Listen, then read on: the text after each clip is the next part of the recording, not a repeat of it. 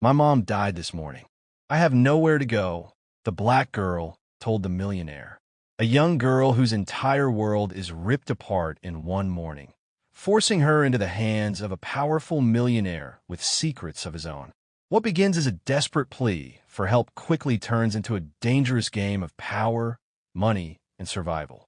Trust will be tested, tempers will flare, and justice will come in ways no one saw coming. The morning was still wet with dew when I stood outside that massive iron gate. My clothes were wrinkled, my shoes were dirty, and my hands were shaking so bad I almost couldn't press the buzzer. But I did. My mom died this morning. I have nowhere to go. I said into the intercom, my voice barely louder than a whisper. Welcome to Black Voice Stories. Make sure you like and subscribe for your top-notch rich family drama. The gate creaked open, slow and heavy, like something out of a movie. A man in a black suit stared at me from the driveway, his hand resting on the butt of a gun holstered at his hip. His sunglasses made it impossible to tell if he thought I was lying. "Who are you?" he asked sharply. I swallowed hard. "My name's Jayla.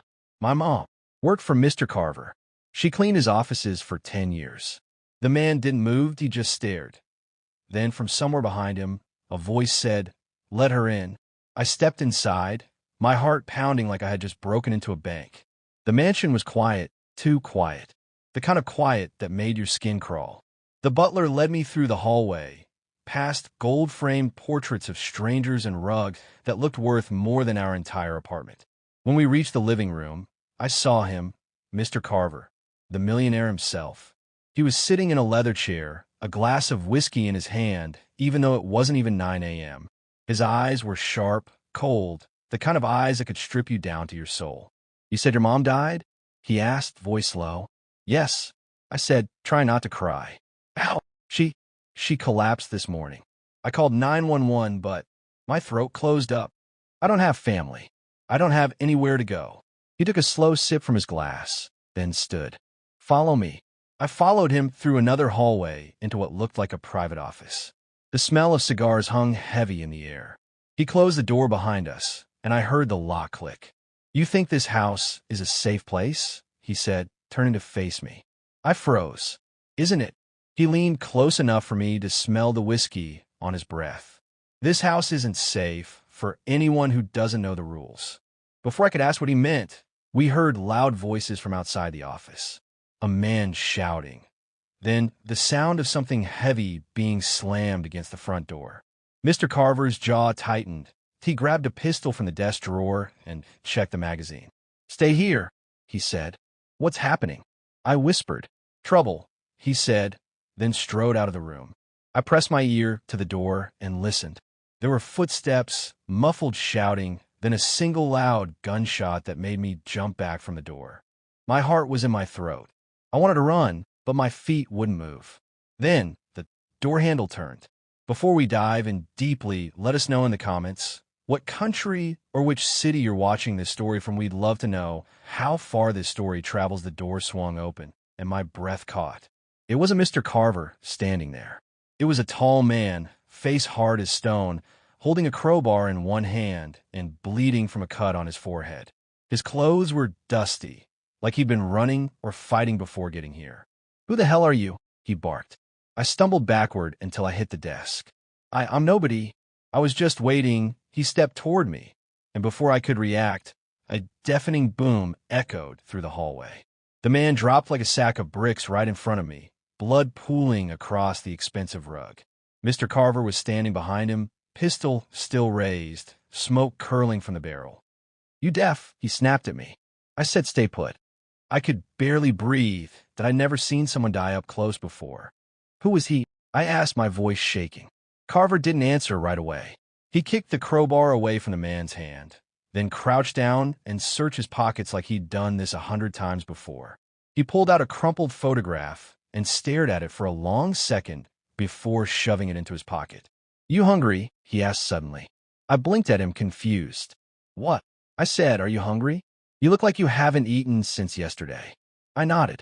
"Kitchen's that way," he said, motioning down the hallway with the gun still in his hand. "Go get yourself something. Don't touch the phone. Don't touch my liquor. And don't go near the basement." The basement. Why did he even mention the basement? I walked to the kitchen, my legs still shaky. The house felt colder now, like the walls themselves had heard the gunshot and were holding their breath. I opened the fridge. Everything was perfectly organized, like in one of those cooking shows, expensive cheeses, bottles of wine, containers with labels. I grabbed a sandwich that was already wrapped and sat at the counter. From the kitchen, I could hear voices again. Two of them. Point one was Carver's. The other sounded younger, rougher. "You shouldn't have killed him here," the younger man said. "What was I supposed to do?" "He broke into my house," Carver replied calmly. "He was warning you, old man. Things are moving faster than we thought. You're not safe. And now, neither is she." I froze mid-bite. Were they talking about me? I peeked around the corner, got a man with tattoos crawling up his neck was standing near the front door, glancing over his shoulder like he expected trouble to come crashing in any second. "We move her tonight," Carver said. "Where?" "Somewhere they can't find her." My stomach dropped. Why did I suddenly feel like I was a package being shipped off instead of a girl who just lost her mom? Before I could think too hard, the sound of tires screeched outside the gate. Headlights flashed through the window. The tattooed man cursed under his breath. "They're here already." Carver grabbed his gun again and tossed a smaller one onto the counter in front of me. "If you want to stay alive, use it." I stared at the gun, my hands trembling. "I've never learned fast," he said, then stormed toward the door as more shouting erupted outside. The front window shattered as a brick flew through it, and suddenly the house was a war zone. Glass was everywhere, glittering on the marble floor like ice. I dropped to the ground instinctively, my heart hammering in my chest. Outside, more voices shouted. Then another gunshot. Carver ducked behind the doorway and returned fire without hesitation. The tattooed man grabbed me by the arm and yanked me toward the back hallway. "Move," he hissed. "I can't just... You want to end up full of holes? Move." We sprinted through the hallway, my bare feet crunching on broken glass. The house shook as another window exploded behind us. I didn't even look back, just kept running until we reached a heavy steel door. The tattooed man punched in a code, the door clicked, and we slipped inside. It wasn't a normal room. It was an armory. Rifles lined the walls, ammo crates stacked in neat rows, a faint smell of oil and metal filling the air. My mouth went dry. Who was this man I just asked for help? Carver stumbled in behind us, breathing hard, his shirt spotted with blood, but it wasn't his. "They're on the lawn," he said, grabbing a shotgun from the rack. "We end this now." "Boss, she's a kid," the tattooed man said, nodding at me. "She stays here," Carver replied. "Lock the door behind us. If someone comes through that isn't me." He tossed me another magazine, emptied the clip. Before I could argue, he and the tattooed man were gone, leaving me in the room with my own racing thoughts and the faint sound of distant shouting. My hand was shaking so badly I could barely load the gun. Then I heard it, heavy footsteps outside the door. I raised the pistol, pointing it at the door. The footsteps stopped. "Jayla," a man's voice said softly. "Open the door." I froze. No one here knew my name except Carver. "Who are you?" I called out, my voice trembling. "I knew your mom," the voice said. "I worked with her. She told me if anything ever happened, I was supposed to come get you." My heart twisted. Could be true? Then the man said something that made my blood run cold. "She told me about the money." "Money?" Before I could react, the steel door shook violently as someone tried to force it open. I screamed and fired. The blast was deafening in the small room. The door stopped rattling, and something heavy slumped against it. The sound outside changed, from yelling to full-on chaos. I heard Carver shouting orders, more gunfire, a scream that cut short, and then silence. The silence scared me more than the gunfire. I crept toward the door and pressed my ear against it. Nothing. Then the lock clicked. The door swung open, and Carver stood there, breathing hard, shotgun still smoking. "Good," he said, looking at the spent casing on the floor. "You're learning." I wanted to cry, to throw up, to run. But instead, I just nodded. "Get your things," Carver said, stepping back. "We're leaving. Right now." I swallowed. "Where are we going?" He glanced at the bodies sprawled across the hallway floor and said, "Somewhere you can't be found." And somewhere I can finish what your mom started. Well, my mom started, but he didn't answer. He just turned and started walking, forcing me to follow him through the carnage, past the smell of gunpowder and blood. When we stepped outside, a black SUV was waiting, engine running, headlights cutting through the dark. The tattooed man was already behind the wheel, blood on his knuckles. Carver opened the back door for me. Get in. I hesitated for just a second before sliding inside. As the SUV sped off into the night, I looked back at the mansion. Smoke curled from one of the broken windows. Whoever had come for us wasn't walking away from that fight. But deep down, I knew this wasn't over. The SUV tore through the night, engine growling, tires screeching as the tattooed man swerved down back roads like he'd done this 1,000 times. The city lights faded behind us, replaced by dark trees and long stretches of empty road. Carver sat in the passenger seat, reloading his pistol with calm precision, like this was just another Tuesday night for him. I sat in the back seat gripping the gun, so hard my knuckles turned white. My mind raced, the break-in, the gunfire, the dead bodies on the floor. And now this man, this millionaire, was dragging me deeper into something I didn't understand. Where are you taking me? I asked finally. Carver glanced at me in the rearview mirror. Safe house. Out of the city. You'll be protected there until I figure out who sent them. And then what? I asked. Then we settle this. The way he said it sent a chill down my spine. We drove for almost an hour before we saw headlights in the distance, coming fast. Too fast. They're behind us, the tattooed man muttered, checking the mirror. Carver swore under his breath. Lose them. The SUV swerved hard onto a dirt road, throwing me sideways against the door. The headlights behind us followed. They're gaining, the tattooed man shouted. Carver leaned out the window and fired twice. The first shot hit nothing. The second shattered the pursuing car's windshield, but it didn't stop them. It only made them angrier. Bullets started ripping through the back of the SUV, glass shattering around me. I hit the floor, covering my head as sparks flew. Hand me the rifle, Carver barked. The tattooed man tossed him a black AR-15 from the back seat. Carver jammed a mag into it and popped out the passenger window. The night lit up with gunfire. One of the chasing cars swerved, hit a ditch, and flipped in a spray of dirt and sparks. The other car kept coming. Bridge ahead, the driver shouted. The dirt road turned to cracked concrete as we hit the bridge. The SUV fishtailed on the narrow surface. Behind us, the other car was close enough now that I could see the men inside, masks on, rifles sticking out the windows. Carver braced the rifle against the door and fired in short, controlled bursts. One of the masked men slumped forward, but the car didn't stop. Hold it steady, Carver yelled. Trying, the tattoo man shouted back, fighting the wheel. The SUV hit the far end of the bridge just as Carver's last shot found its target. The second car spun out, slammed into the guardrail, and went over the edge into the river below. Silence. Only the sound of the engine and my own ragged breathing filled the SUV. That was close, the driver muttered.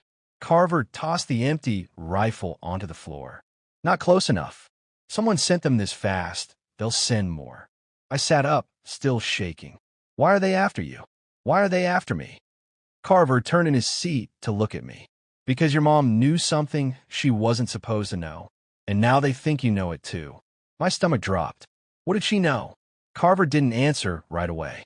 He just looked out the window, his jaw tight. Something that could ruin a lot of powerful people. We drove in silence for another 30 minutes before reaching a rundown warehouse on the edge of town.